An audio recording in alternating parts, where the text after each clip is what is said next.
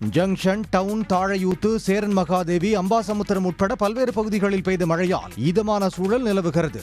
தூத்துக்குடி மாவட்டம் கோவில்பட்டி மற்றும் சுற்றுவட்டார பகுதிகளான இனாமணியாச்சி, பாண்டவர் மங்கலம், திட்டன்குளம், மூப்பன்பட்டி, இலுப்பையூரணி, நாலாட்டின்புதூர் உள்ளிட்ட பகுதிகளிலும் பரவலாக மழை பெய்தது.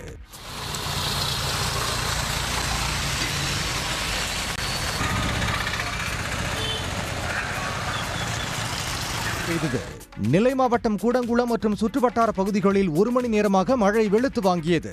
புதுக்கோட்டையில் காற்றுடன் பெய்த மழையால் அரண்மனை வீதியில் உள்ள பழமை வாய்ந்த வேப்ப மரம் 2ஆக பிளந்து தினக்கூலி தொழிலாளியின் கூரை வீட்டில் விழுந்ததில் வீடு தரைமட்டமானது.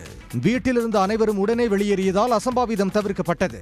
இதனிடையே தென்மேற்கு வங்கக்கடல் மற்றும் அதனை ஒட்டிய தென்கிழக்கு வங்கக்கடல் பகுதிகளில் நிலவும் வளிமண்டல கீழடுக்கு சுழற்சியால் 4 நாட்களுக்கு தமிழ்நாடு மற்றும் புதுச்சேரியில் மிதமான மழை பெய்ய வாய்ப்புள்ளதாக வானிலை மையம் தெரிவித்துள்ளது.